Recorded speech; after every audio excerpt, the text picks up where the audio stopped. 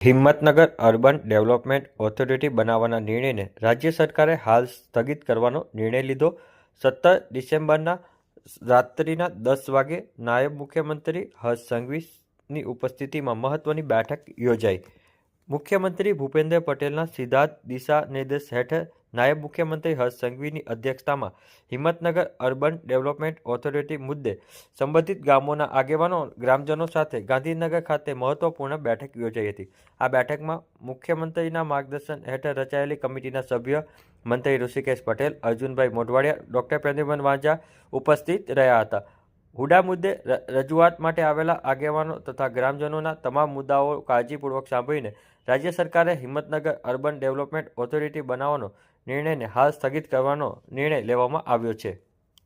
સાબરકાંઠાના Himmatnagar urban development authority હુડાને લઈને 11 ગામના ગ્રામજનો અને ભારતીય જનતા પાર્ટીના આગેવાનો આ સૌ અગ્રણીઓ દ્વારા છેલ્લા અનેક દિવસોથી રાજ્ય સરકારના વિભાગો અને સરકાર જોડે અલગ અલગ વિષયોને લઈને એમના ખાસ કરીને જે વિષયો હતા તે મૂકવામાં આવ્યા હતા.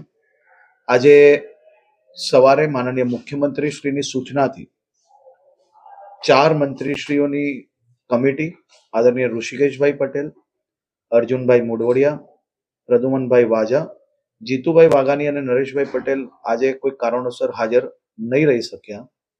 આ તમામ મંત્રીશ્રીઓ સાથે મળીને અમારા સાબરકાંઠા જિલ્લા ભારતીય જનતા પાર્ટીના આગેવાનો, ચૂંટાયેલા પ્રતિનિધિઓ અને આ 11 ગામના આગેવાનો સાથે એક બેઠક રાખવાનો નિર્ણય લેવામાં આવ્યો હતો.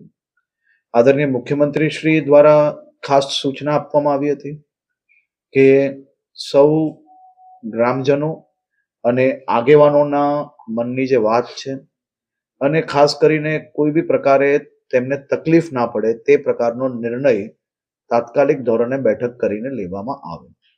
આજે હિંમતનગરના અને સાબરકાંઠાના સૌ આગેવાનો સાથે મળીને અમે 4 મંત્રીશ્રીએ મુખ્યમંત્રી શ્રી જોડે વિચાર અને વિમર્શ કર્યા બાદ હુડાનો નિર્ણય હાલ પૂરતો સંપૂર્ણ રીતે સ્થગિત કરવામાં આવે છે. અગાઉ પણ તત્કાલીન મુખ્યમંત્રી આનંદીબેનના સમયે વિરોધ થયો હતો, એ વખતે પણ સ્થગિત કર્યું હતું. અત્યારે ફરીથી સ્થગિત કર્યું. 2 વર્ષ પછી ફરીથી આવશે, ફરીથી વિરોધ આવશે, તો એમાં કઈ કાયમી નિરાકરણ? આ તમામ ગામના સૌ અગ્રણીઓ અને અમારા સૌ લોકોની ખૂબ ડિટેલ્ડ ચર્ચા આ બાબતની થઈ છે અને સૌ લોકોના હિતમાં જ જે નિર્ણય લેવાયો હતો તેની ખાસ કરીને એમને આવશ્યકતા નથી લાગતી, જેથી સરકાર દ્વારા નિર્ણયને સ્થગિત કરી લેવામાં આવ્યો છે. કનુભાઈ પટેલ, પ્રમુખ ભારતીય જનતા પાર્ટી સાબરકાંઠા જિલ્લો. સાબરકાંઠામાં હિંમતનગરમાં જે અર્બન ઓથોરિટી જે લાગુ કરેલી એના અનુસંધાનમાં જે હિંમતનગર નગરપાલિકામાં જે 11 ગામ જોડાયેલા એ આ ઓથોરિટીનો છેલ્લા કેટલાય દિવસથી એ વિરોધ કરતા હતા. આની સંગઠને એની રજૂઆત એ સરકારમાં કરેલી હતી.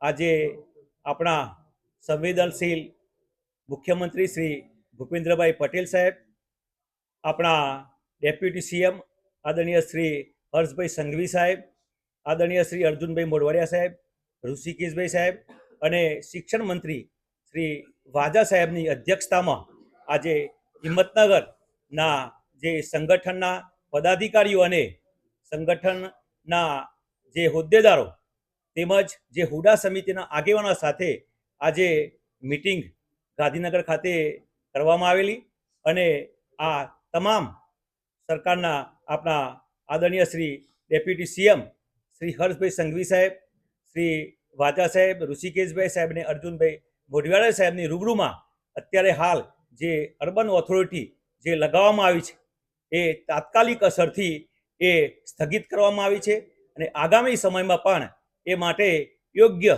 જે નિર્ણય એ સરકાર લેશે એવી અમને ખાતરી આપવામાં આવી છે.